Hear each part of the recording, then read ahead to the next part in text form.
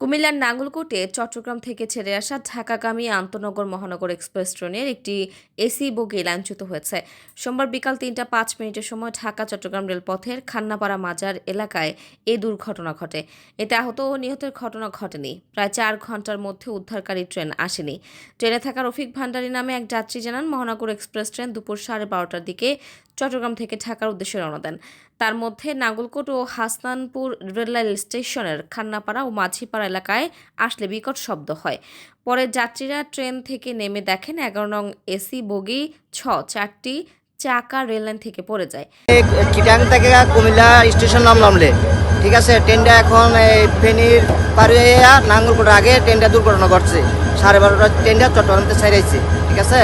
এখন এই পর্যন্ত কোনো লেরুয়ার কর্মজীবী এখন আসে নাই। 2-2.5 ঘন্টা করে অপেক্ষা করে বসে রাখছে। তারা ফোন দিতে আসতে মানুষ অনেক দূর দূরান্ত ট্রেনের যাত্রী, তো সবারই সমস্যা হইতেছে। ট্রেনের যাত্রী প্রাণী সম্পদ কর্মকর্তা মোহাম্মদ জাহিদুল ইসলাম জানান, তার পরিবার আন্তনগর পাহাড়িকা এক্সপ্রেস ট্রেনে করে সিলেট থেকে কসবা 3টার মধ্যে আসবে। এই ট্রেনটি 3:30টার মধ্যে এখানে থাকার কথা, কিন্তু ট্রেনটি দুর্ঘটনার শিকার হয় তিনি দুশ্চিন্তায় আছেন। আমার পরিবার সিলেট থেকে পাহাড়িকা এক্সপ্রেসে কসবা আসতেছে, ওখানে আসার কথা 3টা 40-এ। তার এই ট্রেন তো সময় অনুসারে 3টা 3:30টার মধ্যে কসবা পৌঁছার কথা। কসবা বলতে ব্রাহ্মণবাড়িয়া কসবা, তো ওখান থেকে তো আমার পরিবার মিট হওয়ার কথা। এখন আমি নিজে অনেক টেনশনে পড়ে আছি, আসলে কি করব।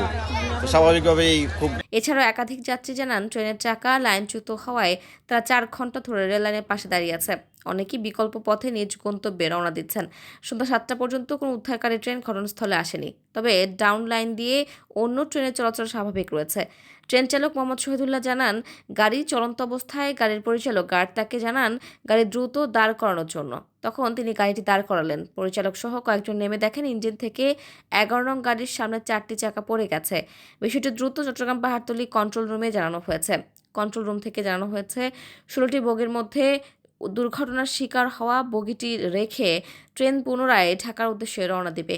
এ ট্রেনে থাকা প্রায় 1000 যাত্রী বিড়ম্বনার শিকার হয়েছে।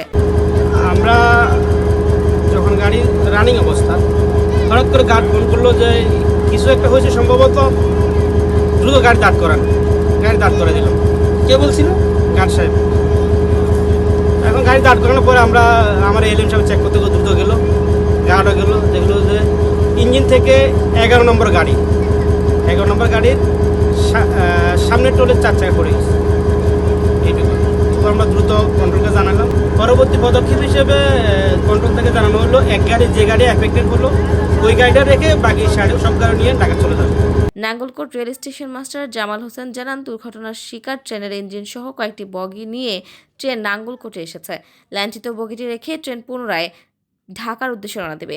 এছাড়াও লাকসাম থেকে উদ্ধারকারী ট্রেন আনুমানিক 7টার দিকে ঘটনাস্থলে পৌঁছাতে পেরেছে।